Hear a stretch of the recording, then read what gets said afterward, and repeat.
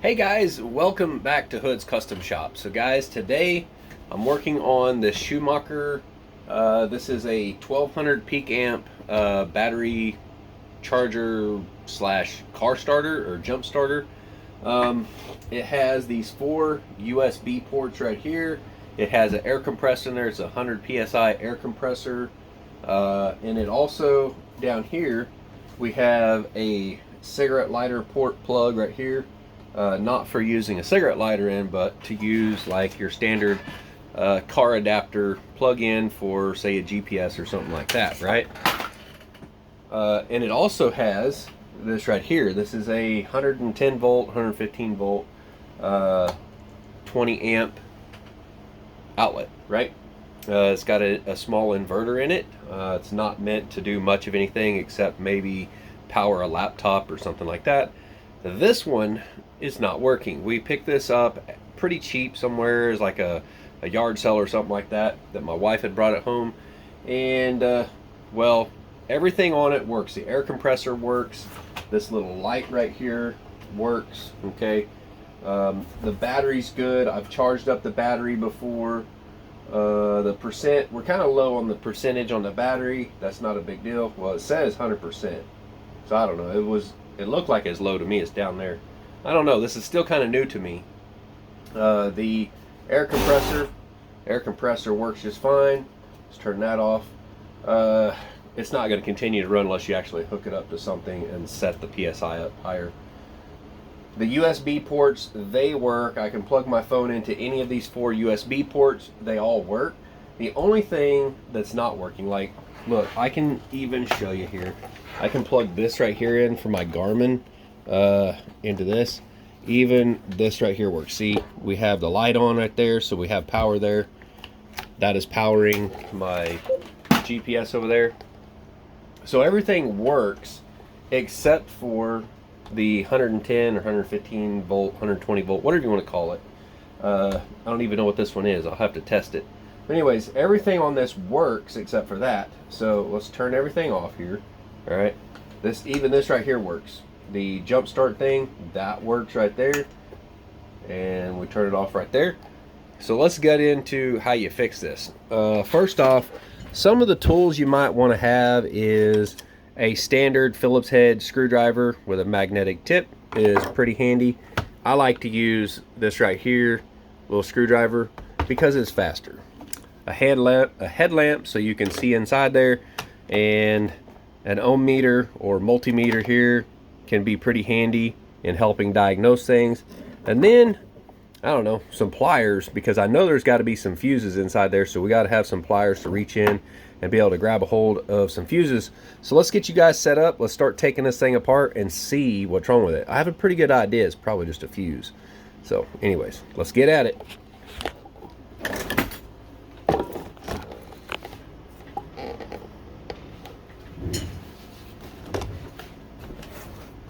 Alright guys, so first off, we'll turn this thing around right here, and let's remove these jumper cable clamps and get them up here out of our way.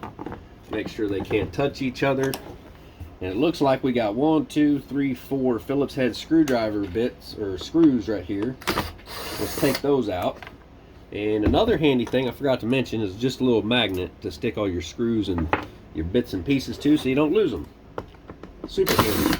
You can usually buy like a magnetic tray, but I've got several of them and they're all being used right now, so we're just using a simple little magnet.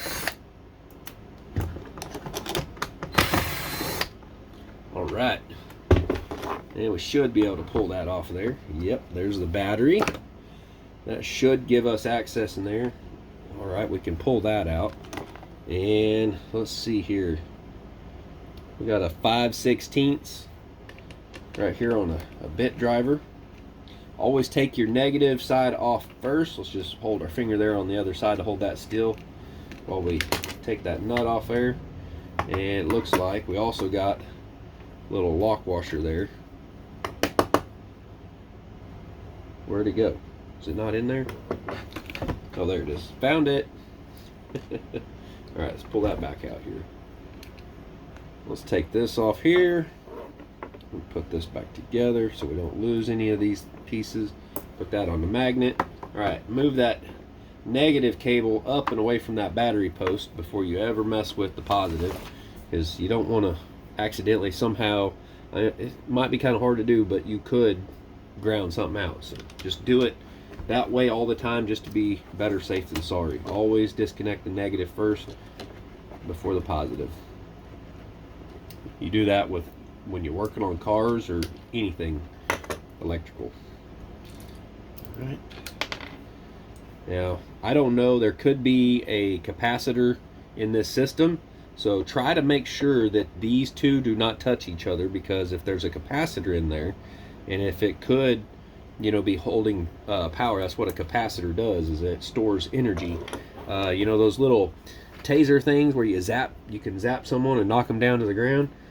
Those have a capacitor in them, and that's how they do that. So anyways, let's take the battery out. Let's get this over here out of the way. That should give us access in here. And let me get the headlamp and let you guys look inside here with me, and let's see what the problem is.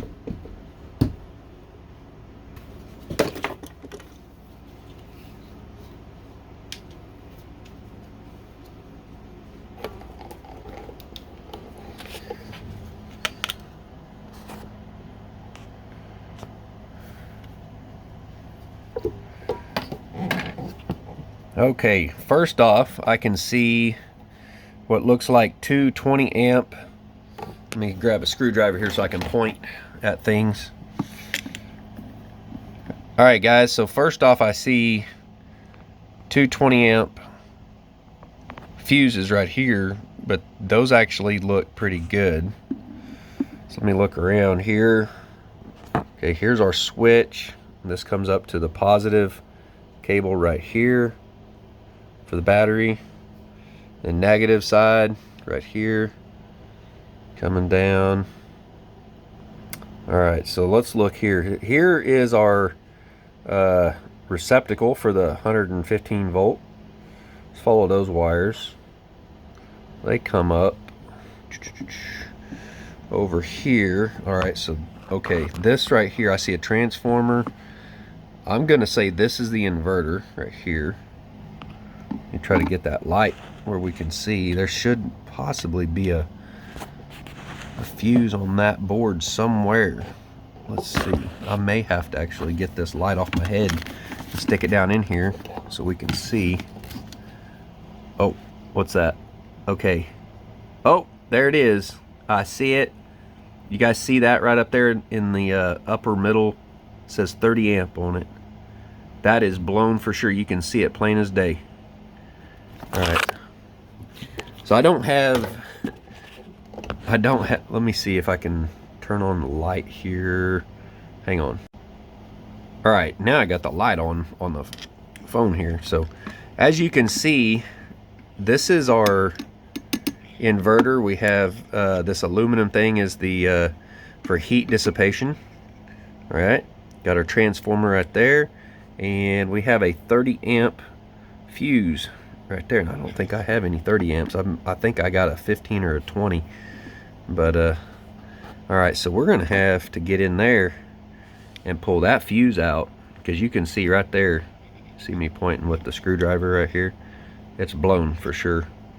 And I don't see anything that looks scorched or burnt on the circuit board, so that's a good thing.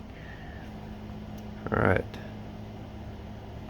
I guess let me see if I can replace that fuse, and we'll be right back. All right, guys, so I don't have a 30 amp, I have a 20 amp. All right, and it is perfectly okay to replace a fuse with a smaller one. You never ever want to replace it with a larger one. Now the problem is with this one right here, if I plug in something that's going to draw too much power, it's probably going to blow this one right here pretty easily, and I'll just have to replace it. But that's not a huge deal. The thing is, like, if you was to, you know, be able to get like a larger than 30 amp, which I think in these right here 30 amp is pretty darn big. I don't know if you can find one larger than 30. So it'd be kind of hard to overdo this one. But anyways, if you was able to do that, if you could put a larger than 30 amp in there, then you could have maybe electrical fire or something before the the fuse blows, right? Because it needs to be, you know, it has to go by the gauge of wire and the length of wire and all that kind of stuff. So anyways, let's get this thing changed out here. I'm gonna have to get this headlamp on so I can see in there. I don't know if I can get you guys up there. I'm gonna have to probably reach in there by hand to grab a hold of this. I don't even know if I can do it by hand. And yeah, I can touch it. The problem is, like, I can probably get this one pulled out. I just don't know if I can get the other one plugged in. All right. Yeah, that's definitely blown. So, as you can see right there, hopefully, that's blown for sure. Let me flip the phone around here and see if you guys can see this. Yeah.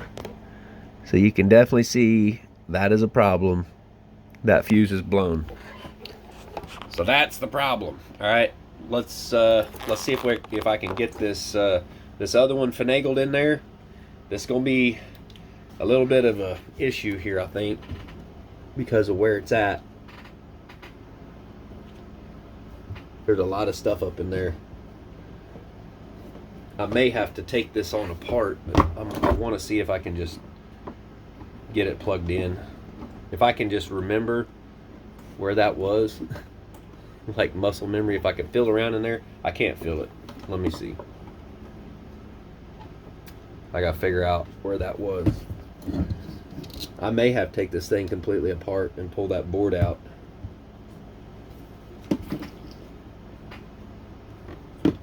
These wires are right up in my way.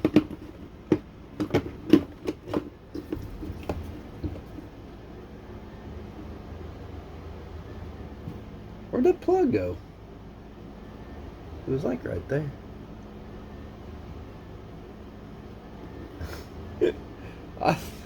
I know I pulled it out of there.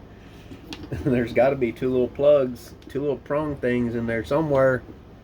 Where is it? Oh, there it is. I see it now. I was looking in the wrong spot. All right, now I might be able to plug it in if I'm trying to fill in the right spot there. All right, let's see. This is kind of the hard part, is just kind of filling up in there and filling where those prongs are with your finger, and then getting the fuse in place and plug. Did that go? Is that it? I think I got it. That wasn't actually so bad if I got it. Oh, I got one side in, the other one's not quite in there. Let's do that again. It's like it's kind of twisted up, so one of the prongs didn't quite make it in there. You got to watch that. That could cause it to arc. Oh, that feels like it positively went in there. Oh yeah, I like the way that felt. I know, kind of weird, but all right. Is that actually? It is. It's in there. All right, let me show you guys. All right, let's turn this light on so I don't have to use that headlamp. Okie dokie. Let me grab my screwdriver here. Sorry I'm shaking y'all around. Let's, I don't need to zoom in. You can see it. Right there, we got our new 15 amp fuse installed right there. You can see it's in there good. So, anyways, let's get her put back together. I mean, everything else in here looks good. Kind of, you know, I like to look around at things whenever I take stuff apart. You can see there's the compressor. Let's pull the wire up out of the way here. There's the compressor right there. It's got a little motor on it, a little gear drive. You see that? Whoops. There's a little gear. So, keep this in mind, y'all. See that gear right there? It's open to the elements. Be careful. Don't be getting a bunch of dust and stuff inside your little battery box, because it'll get in that gear right there and probably cause you some issues. So I wouldn't say this is terribly built, but I tell you what, that inverter right there is not very big. You can't plug in much of anything into that, and the rest of the circuitry all looks pretty good. Those two 20 amp fuses back in there look good, so I don't see any evidence of those burning up or anything. Let's get the battery put back in here. Oh, let me turn this light off. Put you guys back in the wide mode. right. So now, let's get some light on the subject here with this headlamp. Let's grab our battery. Negative side on the right, red on the left here. Let's get these up above the battery here. Slide our battery in, just like this. Kind of bring it out. Let's get this positive side hooked up first. And the locking nut was on the outside edge. So we're going to put it back exactly the way it was when we took it apart.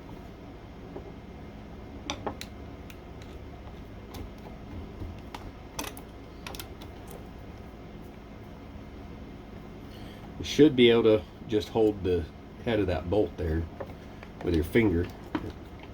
Snug her down real good. All right, that is good. It's on there nice and snug. You don't need to hammer it down. You don't need to crank super duper hard on it. You don't need to use an impact driver or nothing like that, because you break stuff. Ooh, yeah, it must have a capacitor. We just recharged it right there. It had a little sparky spark. But it was probably on the side of that inverter. And now we have connection to the inverter, and that's why it drew a little bit of power suddenly from the battery when we made that connection there. Nothing to be scared of. Let's get this here snug as a bug. Oh, I didn't do this right. Look what I did wrong here. See? This copper thing needs to go on that side over there. Otherwise, this is going to interfere with things over here on the right. Gotta pay attention to detail. Yeah, almost messed up. All right, see what I mean? I had it on this side, that's wrong. Put it on this side, and then put our bolt through here, like so. And then put that nut on. Yeah, see, I almost goofed up pretty good right there. Snug it down real good and tight by hand, just like that. That's good. Slide the battery on in. Get our cover here. Reinstall. Let's see, let's turn it up so we make sure we get these little tabs in exactly where they go. We don't want it to be goofy. All right, that's right. Okay. Get our screws here reinstalled. Let's use the impact here. And we're not going to snug these down super tight. We're just going to kind of zip them in. We don't want to strip nothing out. This is a lot faster. Makes for a little bit shorter video. I'm sure you guys can appreciate that. And that way I don't have to do a whole bunch of editing on this video. All right. Now, for the moment of truth, let's turn this puppy around here and see if we got power. So I'm going to need a device to plug in into this receptacle to see if it works. Let's see. Well, I could use this, or I think I have a little plug-in tester. Alright, I'm back. So I had to look for this real quick. This is a little tester right here. This thing, if it lights up red, it's basically going to tell you something ain't right. You know, it's wired up backwards or something like that. But if it, I mean, this should be wired up correctly. We didn't do anything with that. So we should have two yellow lights with this whenever we plug it in. I'm going to go ahead and turn on the AC power here. That's that button right up here. It may be different on yours. I know they got different models of these, but they all should pretty well work the same. So let's plug this in.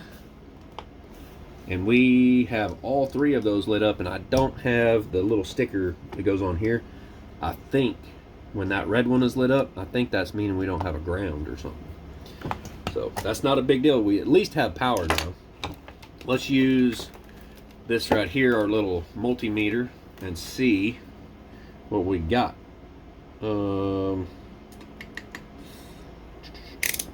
Right there. Is that right? No. right here. We're going to check voltage. Okay, we're going to see what we have as far as voltage. That's here. Alright, we have 108. So basically this is a 110 volt outlet. I'm not getting a really good connection there. It's 108.9. Alright, so the voltage is a little low on that for whatever reason. And that right there could possibly not be good for some things. Like some of your electrical devices and stuff like that may not be so good for them. I do have this right here. Let's see if this set of clippers will work on this. Let's plug those in. Because, hey, I like to give myself a haircut every now and then with the old clippers off grid. Let's see if it works. Oh, yeah.